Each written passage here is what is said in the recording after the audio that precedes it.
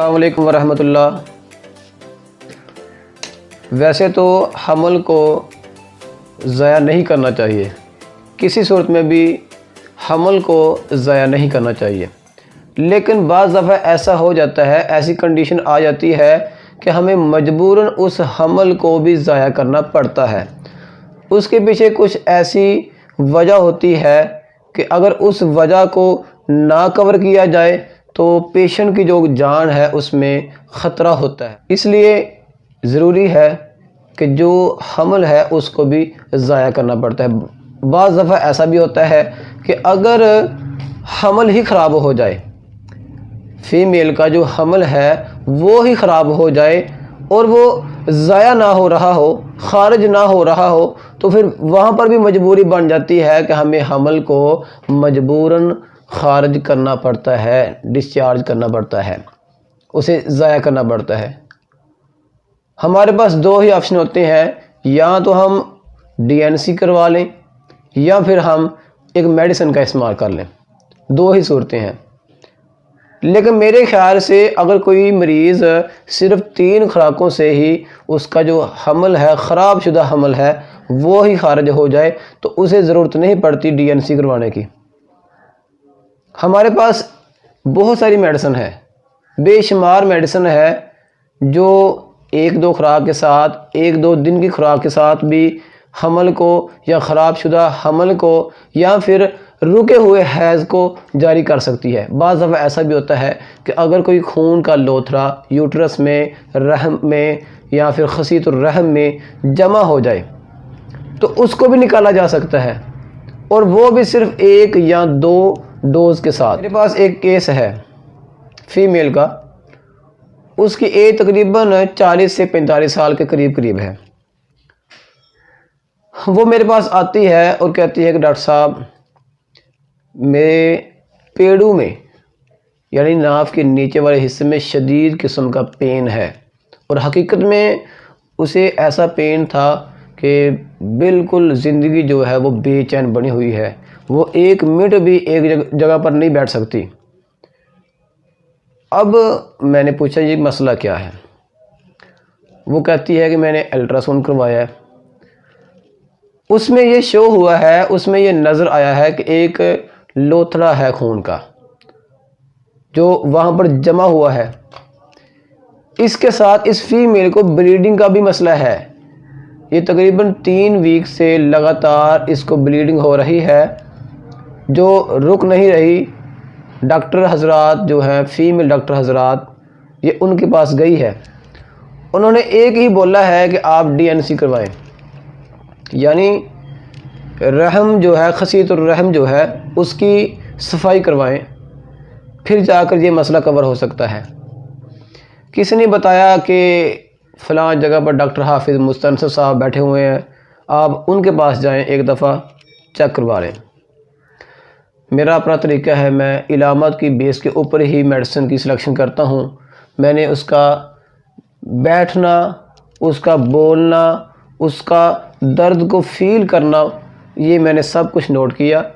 उसके बाद मैंने एक मेडिसिन दी, अल्हम्दुलिल्लाह 1 डोज़ रात को, 1 डोज़ सुबह इस्तेमाल की है। अगले दिन वो दोबारा आई मेरे पास तकरीबन 4 बजे असर के वक़्त, और पेशेंट बिल्कुल ठीक है। ये था एक होमियो का कमाल, जिसने तकरीबन रात को 1 डोज़ इस्तेमाल की है, सुबह 7-8 बजे एक लोथड़ा, खून का जमा हुआ लोथड़ा खारिज होता है, इतना बड़ा। जैसे ही वो खारिज हुआ, इस फीमेल की ब्लीडिंग जो है वो भी बंद हो गई, और जो उसे दर्द था, जो उसे पेन था, वो भी बंद हो गया। ये है होमियो का कमाल। इसलिए मैं कहता हूँ कि अगर आपने डीएनसी करवाने का सोचा है तो आप कोशिश करें कि एक दफ़ा होमियो मेडिसिन का भी इस्तेमाल करके देख लें। होमियो में क्या होता है कि हम कोशिश ये करते हैं कि फ़ीमेल पेशेंट जो भी होते हैं, वैसे तो हम उसका हमल किसी सूरत में भी गिराने के हक़ में नहीं है। हम इसको बहुत ही जो गलत हरकत है, जो बुरी हरकत है, वो तसव्वुर करते हैं। लेकिन बाज़ दफ़ा ऐसा हो जाता है कि अगर हमल ही ख़राब हो जाए, हमल ही ख़राब हो जाए या फिर हमल रुक जाए, उसकी जो ग्रोथ है वो रुक जाए, तो फिर मजबूरन उसे खारिज करना पड़ता है, वरना कैंसर जैसे भी हालात बन जाते हैं। वरना फीमेल का जो पेट है वो बहुत बड़ा हो सकता है, यानी उसमें स्वेलिंग हो सकती है, बहुत ही अंदर गंदे जो जरासीम होते हैं वो बन सकते हैं।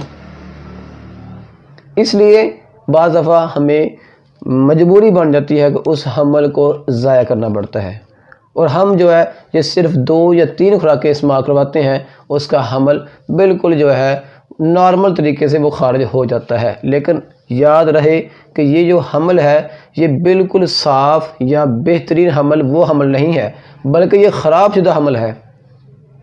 मेरे पास एक मेडिसिन है, आप भी नोट कर लें कि अगर बाज़ दफ़ा ऐसा हो जाए कि अगर आपको इलामात जो भी हैं नज़र आ रही हैं, पेशेंट की कंडीशन बहुत ज़्यादा ख़राब है, आपको कोई समझ नहीं आ रही कि हिस्ट्री के मुताबिक क्या दें, कौन सी मेडिसिन का इस्तेमाल करवाएं, तो आप एक मेडिसिन है उसको नोट कर लें जो आम इस्तेमाल होती है, अक्सर इस्तेमाल होती है।